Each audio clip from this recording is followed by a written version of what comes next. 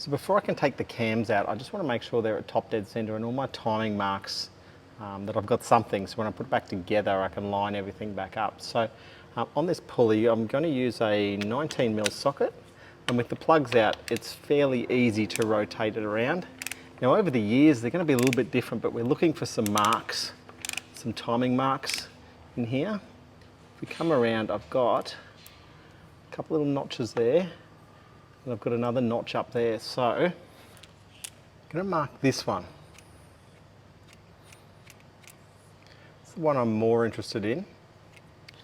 I'm assuming these two little ones are for something else. Now we'll just put a dot on them so you can see them on camera. You just then sort of wipe it. So you can kind of see the yellow in there. But this one here,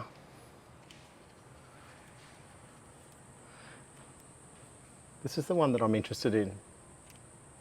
The pictures that I've seen show lining this mark up. Not quite sure what these two are, they might be for something else. And up here, just move my camera a little bit. Up here we have a little timing indicator mark up on there as well. So we're going to rotate this around. And I always like spinning it the direction the engine travels, which is this way. Now essentially I'm lining that mark up with that mark with the center line of our bolt here. So I've got all three in line. There we go. So what I've got here is that top timing mark, that next one, and then the bolt. Now look, you can see those other two little notches there, not interested in those. Now it doesn't look lined up, and it's just because of the angle that I've got to have the camera on, but I'm pretty happy that it is lined up. Okay, so looking back on top, the first thing we want to see here is the fact that these intake cam and the exhaust cam on the number one cylinder, they're opposing each other. So the lobes, the top part of the lobes are facing away. Also, if you're not 100% sure of that timing mark, because there was the three of them there, you can rotate the engine around and just see where this is its highest point. For me, that did line up to that single mark. So there's number one on top dead center, number two, and I don't want to drop my screwdriver right down in there. Number three will also be all the way down, and number four will be up. Now, sorry, I should have done this a little bit earlier. There is a little timing chain cover that just slides in here. We'll pull that out, otherwise you'll lose that, and that's going to cause you grief. So still in one piece, no cracks, no issues. Put that aside. Okay, now the next thing is it's going to be super hard for me to get this on camera. We do have some timing marks here. Now the chain typically will have some painted links on it. Those painted links, they'll be good when you put it in for the first time, but they don't necessarily line up every time just because of the different number of gears and teeth. Now I can actually see a painted link, but it's not where my little timing mark is. So I'm just going to try and clean this off as best I can and put some of my own marks in place. Okay, now let's have a look at what we've got here. So this is obviously the exhaust cam, and we can see there is a mark on the timing chain. Don't be confused by that mark. They don't, in each rotation, they don't line back up to the original timing marks, and that's just because there's different size gears, and look, it might be one every so many rotations that everything relines up. But the timing mark that I've got is this one over here. You can see there's a little line there. On the intake here we have that line that runs along the top, and again you can see down off to the side there is our link, our coloured link, but we're going to ignore that. So what I'm going to do is I'm going to paint the link that lines up to that line, and I'm going to repaint the link that lines up to that line over there, and they're going to be my new timing marks that I'm going to keep. Now let's just talk about this, because people get a bit fanatical about the marks on the timing chain. I don't really care where the chain sits on the gears. What I care about is where the gears sit. So they're the most important thing for me. So we know that these two cams need to be opposite each other. We have a nice line down here, and I'll make it nice and easy to see on the camera. It's So we also have this mark across here, and I'll paint that link there as well. Now this one here, I'll just put a bit more on the link.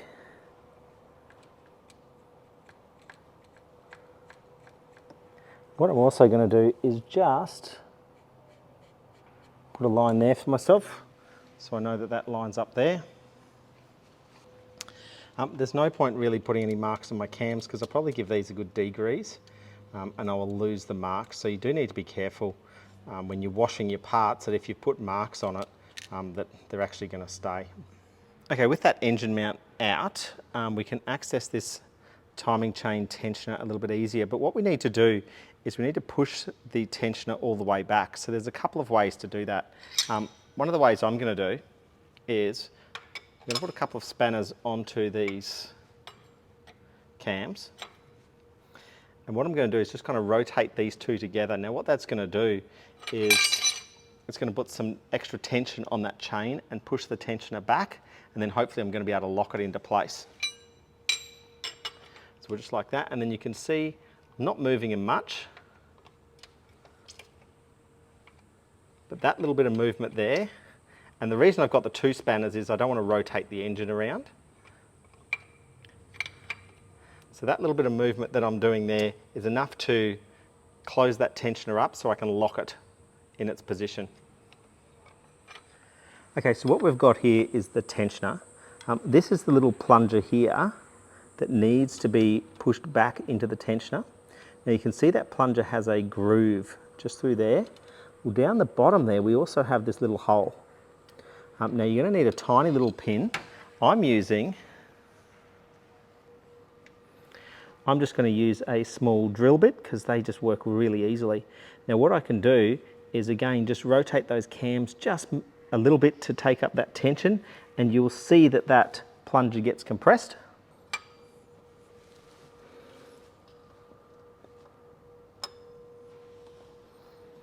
Now with that plunger compressed there, then we want to put that little drill bit in and lock it in place.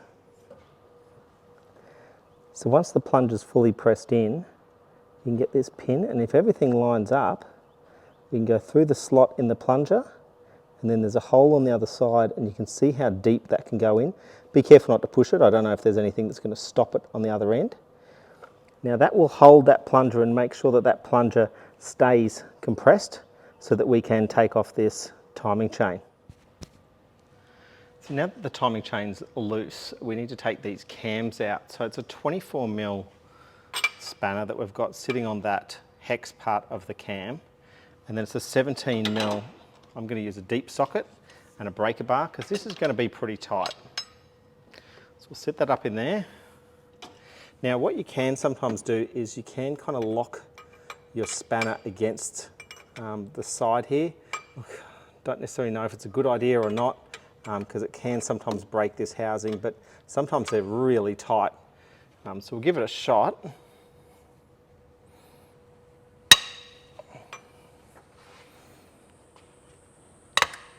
That's it.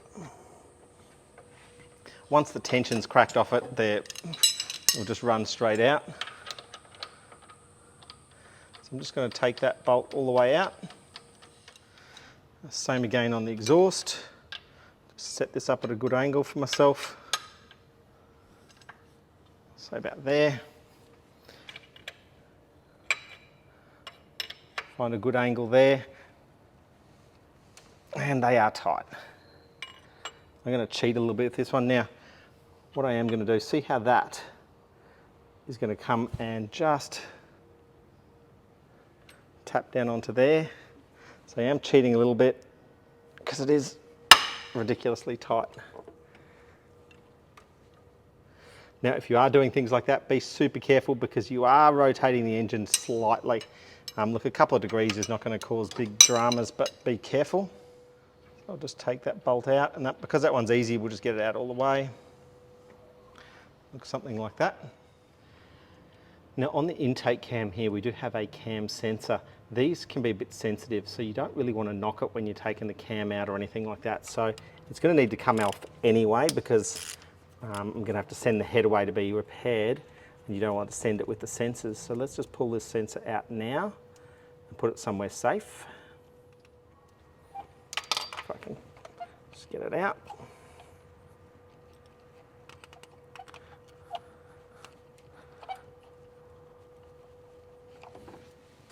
It's proving to be a bit stubborn. And I'm just noticing that I've got blood all over it now because I've cut myself.